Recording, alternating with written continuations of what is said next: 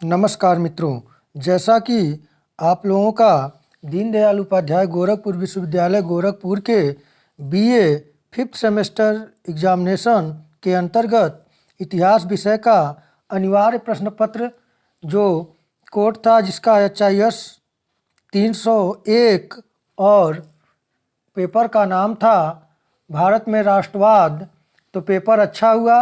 मैं इस सत्र में आप लोगों को मात्र एक वीडियो दे पाया और उसमें 40+ क्वेश्चन मिले हैं। तो ये दूसरी वीडियो है। सेकंड पेपर यानी कि HIS जो ऑप्शनल पेपर है, इसमें HIS 302, 303 और 304 रहेंगे। तो मैं प्रयास करूंगा कि HIS 302 से वीडियो दे रहा हूं।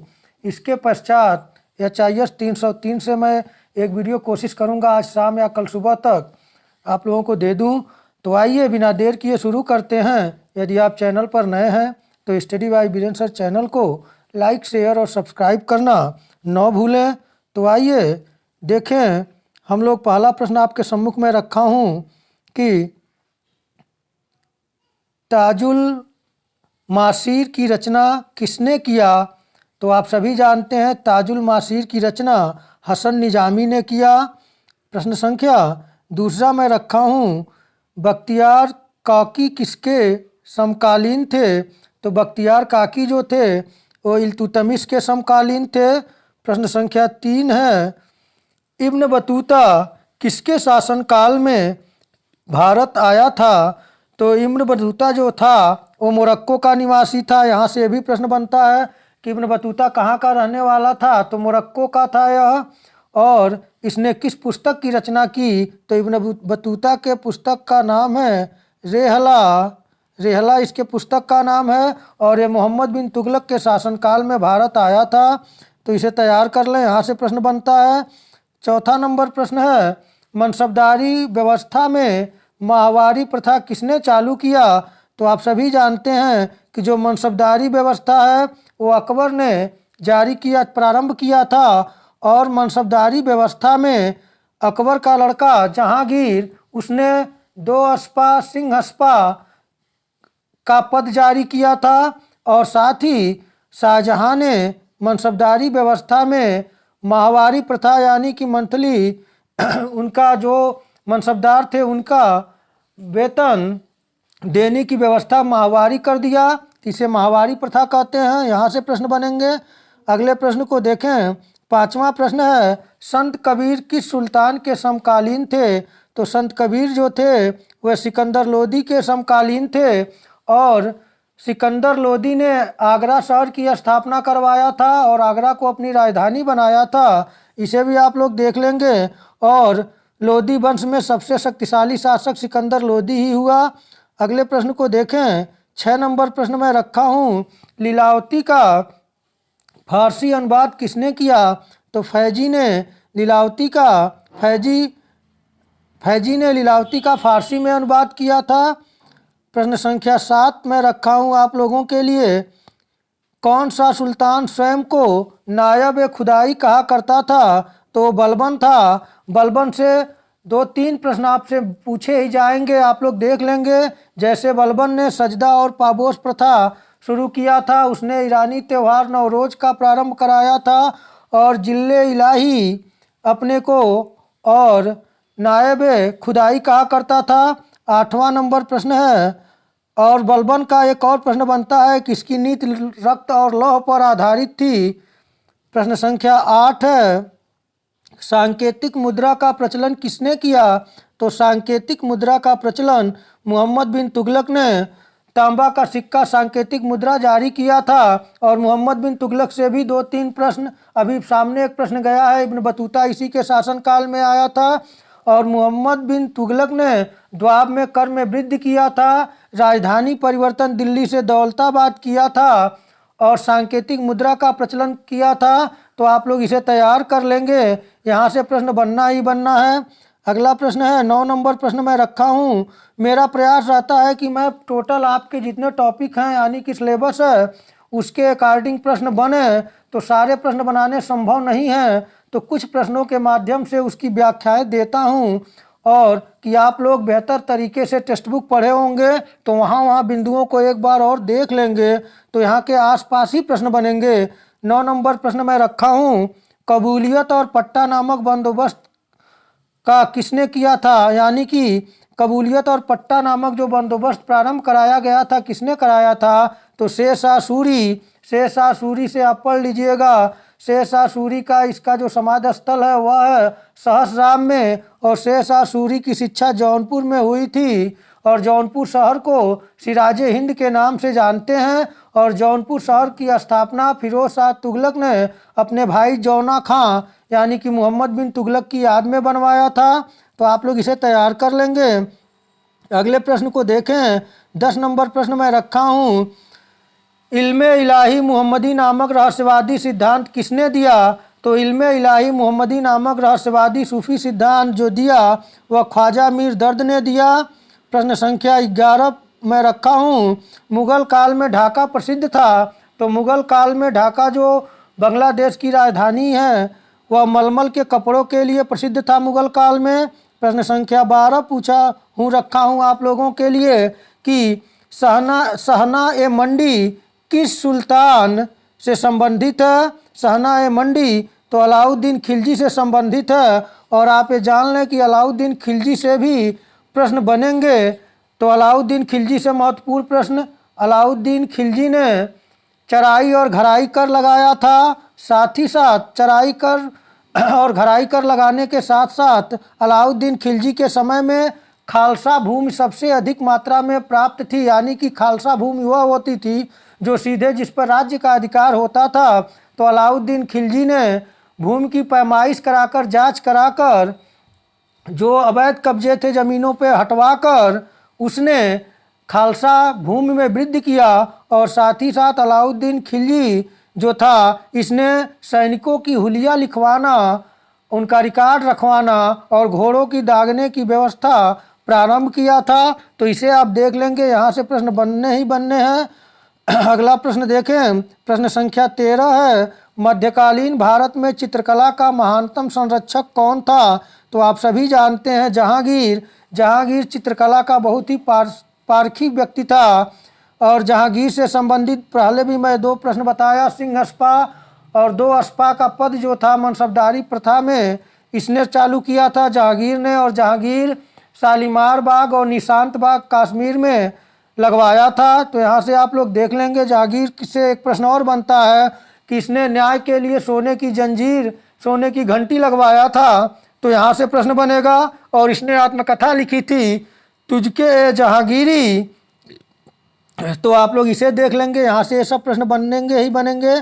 प्रश्न संख्या 14 है, भारत में आने वाला प्रारंभिक सूफी सिलसिला था, तो भारत में प्रारंभिक समय में आने वाला जो सूफी सिलसिला था वह चिश्ती सिलसिला था। आप लोग भारत में सूफी सिलसिले जो प्रचलित है और उनके प्रचलनकर्ता कौन है उसे आप देख लेंगे।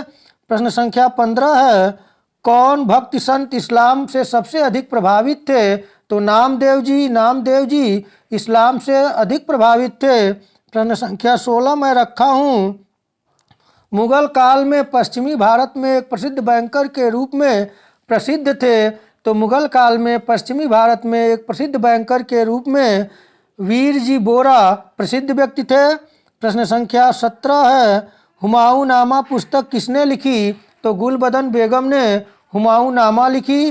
गुलबदन बेगम हुमायूं की बहन थी। प्रश्न संख्या 18 जैसे जिस पे मैं जिक्र किया, जहांगीर की आत्मकथा है तुझके जहांगीरी। प्रश्न संख्या 19 रखा हूँ, बाबर ने दक्षिण भारत के किस एक राजा का उल्लेख किया है, तो वह विजयनगर के प्रतापी राजा कृष्णदेव राय का उल्लेख किया है।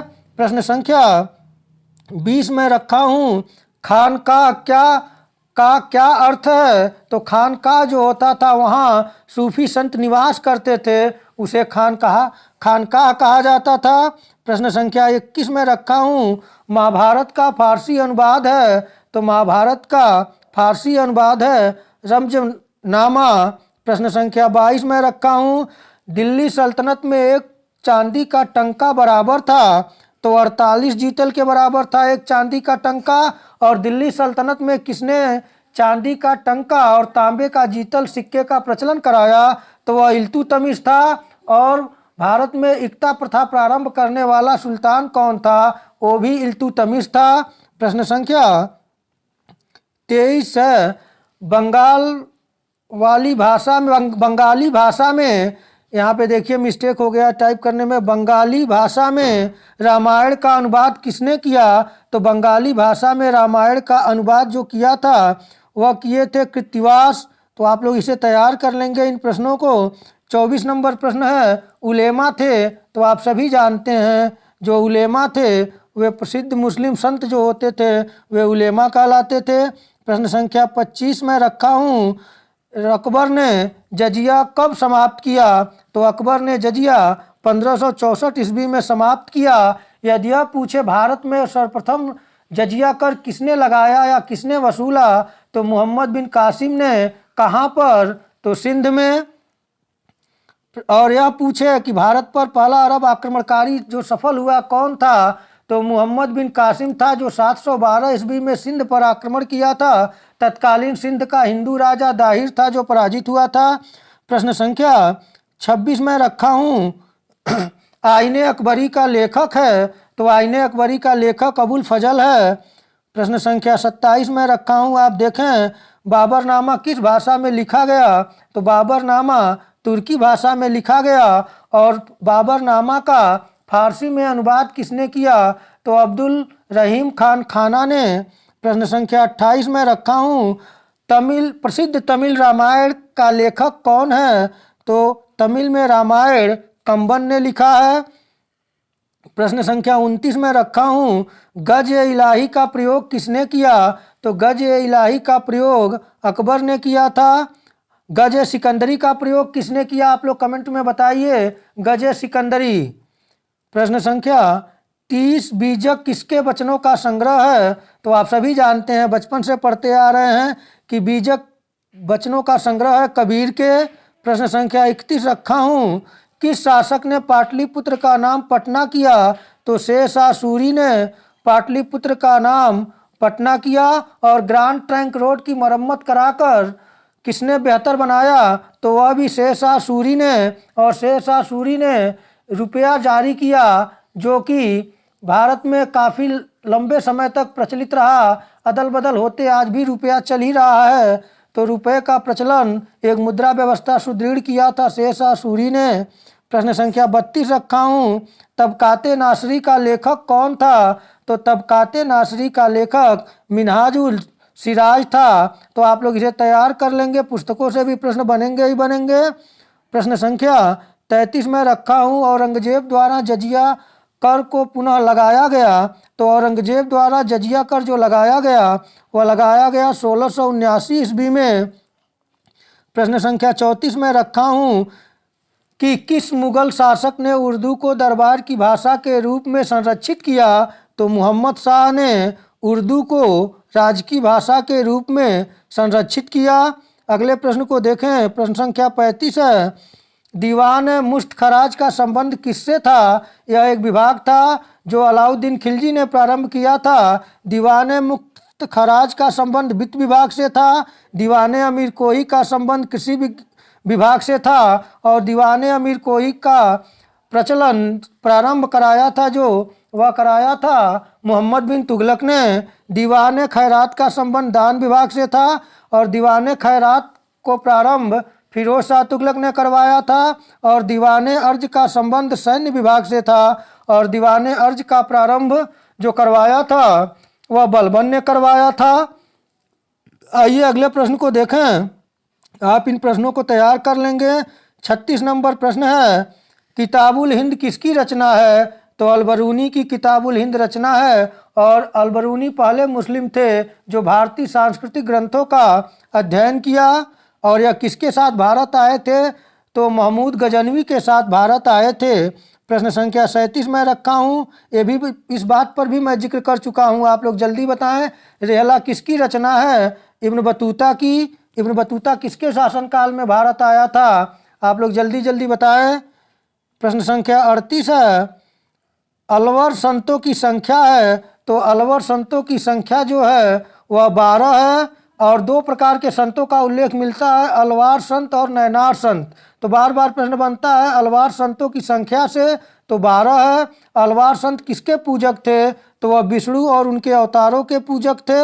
और इसी तरह से ये भी प्रश्न बनता है 39 नंबर में रखा हूँ, अलवर की महिला संत कौन थी? यानी जो अलवर 12 संत थे उसमें महिला कौन थी? तो जो अंडाल थी वह महिला संत थी। और अलवार लोग किसकी पूजा करते थे? विष्णु की। और वहीं 40वां नंबर प्रश्न में रखा हूँ कि नैनार संतों की संख्या थी। तो नैनार संतों की जो संख्या थी वह थी 63 थी। और ये तमिल हिंदू संत थे जो भगवान शिव के प्रति समर्पित थे, यानी भगवान शिव को ये पूजते थे। ये 6वीं से लेकर 8वीं शताब्दी के दौरान रहे। इनका उद्भव मुख्य रूप से दक्षिण भारत के तमिलनाडु में हुआ था। तो यहाँ से भी प्रश्न बनेंगे, आप लोग इन्हें तैयार कर लें। अगले प्रश्न को देखें, 41 नंबर प्रश्न में रखा हूँ कि रामचरितमानस की रचना का समय है। तो यहाँ से भी प्रश्न बनता है रामचरितमानस में कितने खंड हैं? तो 7 खंड हैं। और रामचरितमानस की रचना गोस्वामी तुलसीदास ने किया था, जो संभवतः 1633 यानी कि 1576 में की थी। इसे लिखने में उन्हें 2 साल 7 महीने 26 दिन का समय लगा था। तुलसीदास ने इसे राम विवाह के दिन मार्गशीर्ष शुक्ल पक्ष में पूरा किया था। तो आप लोग यहाँ तैयार कर लें, यहाँ से प्रश्न बनना ही बनना है। रामायण की रचना वाल्मीकि ने किया था, आप सभी जानते हैं। प्रश्न संख्या 42 में रखा हूँ, आगरा शहर की स्थापना किसने कराया था? तो इस प्रश्न का तो मैं पहले जिक्र कर चुका हूँ कि सिकंदर लोदी ने। प्रश्न संख्या 43, इस पे भी मैं जिक्र कर चुका हूँ, दीवारे अमीर को ही कौन सा विभाग था? तो कृषि विभाग था। इसकी स्थापना किसने किया था? तो मोहम्मद बिन तुगलक ने किया था। प्रश्न संख्या 44 में रखा हूँ, जौनपुर नगर किसने बसाया था? ये भी मैं जिक्र कर चुका हूँ, फिरोज शाह तुगलक ने। किसकी याद में? तो अपने भाई जौना खां, जिसे हम इतिहास में मोहम्मद बिन तुगलक के नाम से जानते हैं। और फिरोज शाह तुगलक ने कम से कम 300 नगरों का संस्थापक था, हिसार, फिरोजा इत्यादि शहर। तो आप लोग इन शहरों को देख लेंगे, अच्छे तरीके से आप लोग तैयार कर लेंगे, क्योंकि प्रश्न यहीं से बनेंगे। और विभिन्न सुल्तानों द्वारा बनाए गए जो विभाग थे उन्हें भी आप देख लेंगे, जैसे दीवाने आरिज बलबन, दीवाने वकूफ़ जलालुद्दीन फिरोज खिलजी, दीवाने मुस्तखराज अलाउद्दीन खिलजी, दीवाने रियासत अलाउद्दीन खिलजी। ये सब आप तैयार करेंगे। दीवाने अमीर कोही की बात हो रही है, अभी पहले भी हुआ है। मोहम्मद बिन तुगलक ने कृषि विभाग दीवाने अमीर कोही को प्रारंभ करवाया था। दीवाने रियासत मोहम्मद बिन तुगलक ने, दीवाने बंदगान फिरोज तुगलक ने, दीवाने खैरात फिरोज तुगलक। ये सब आप तैयार कर लेंगे। अगला प्रश्न 45 नंबर में रखा हूँ, और यहाँ पे भी बार बार प्रश्न बनता है कि भारत में पहली बार नहरों का निर्माण किसने कराया? तो गयासुद्दीन तुगलक ने करवाया था। और भारत में सल्तनत के काल में नहरों का जाल किसने बिछवाया? तो फिरोज शाह तुगलक ने। तो आप लोग इन प्रश्नों को तैयार कर लेंगे। 45 नंबर प्रश्न है, सहस्राम में किसकी समाधि है? तो ये भी मैं जिक्र कर चुका हूँ, शेर शाह सूरी की। प्रश्न संख्या 46 में रखा हूँ, तुगलकनामा किसने लिखा? तो अमीर खुसरो ने तुगलकनामा लिखा। और अमीर खुसरो को तोतिए हिंद के नाम से जाना जाता है। और अमीर खुसरो के और जो रचनाएं हैं तुगलकनामा के अतिरिक्त, जैसे कि नूह सिपेहर, ये सब तैयार कर लेंगे आप लोग। यहाँ से प्रश्न बनेंगे ही बनेंगे। प्रश्न संख्या 47 है, भारत में अरबों के आक्रमण की जानकारी मिलती है? तो चचनामा से मिलती है, आप लोग तैयार कर लेंगे। प्रश्न संख्या 48 में रखा हूँ कि किसके सिक्कों पर अब्बासी खलीफा अल मुस्तफिर का उल्लेख मिलता है? तो इल्तुतमिश के सिक्कों पर अब्बासी बगदाद के अब्बासी खलीफा अल मुस्तफिर का उल्लेख मिलता है। प्रश्न संख्या 49 रखा हूँ, सुहरावर्दी संप्रदाय के संस्थापक कौन थे? तो बहाउद्दीन जकारिया। और भारत में चिश्ती संप्रदाय के संस्थापक मोइनुद्दीन चिश्ती थे। तो आप लोग सूफी सिलसिले और भक्ति आंदोलन के जितने प्रवर्तक हैं वे सब आप देख लेंगे, जैसे कि विशिष्टता द्वैतवाद जो है रामानुज का है। तो आप लोग ऐसे तैयार कर लेंगे, भक्त संतों के और सूफीवादी सिलसिलों को तैयार कर लेंगे। 50 नंबर प्रश्न मैं रखा हूँ किस अभियान के विषय में शेर शाह ने कहा था कि मैंने मुट्ठी भर बाजरे के लिए हिंदुस्तान का साम्राज्य लगभग खो देता? तो यह उसने मारवाड़ विजय के दौरान कहा था कि मैंने मुट्ठी भर बाजरे के लिए लगभग हिंदुस्तान का साम्राज्य खो देता।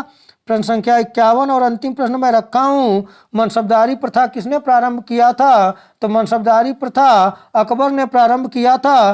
तो मित्रों, मैं प्रयास किया हूँ कम समय में आपको मात्र 51 क्वेश्चन के माध्यम से जो व्याख्या किया हूँ आप लोग तैयार कर लेंगे इन टॉपिकों से, और आप टेक्स्ट बुक को अच्छे तरीके से तैयार कर लेंगे। आपका पेपर अच्छा हो, आप अच्छे अंकों से उत्तीर्ण हों, इसी शुभकामनाओं के साथ नमस्कार।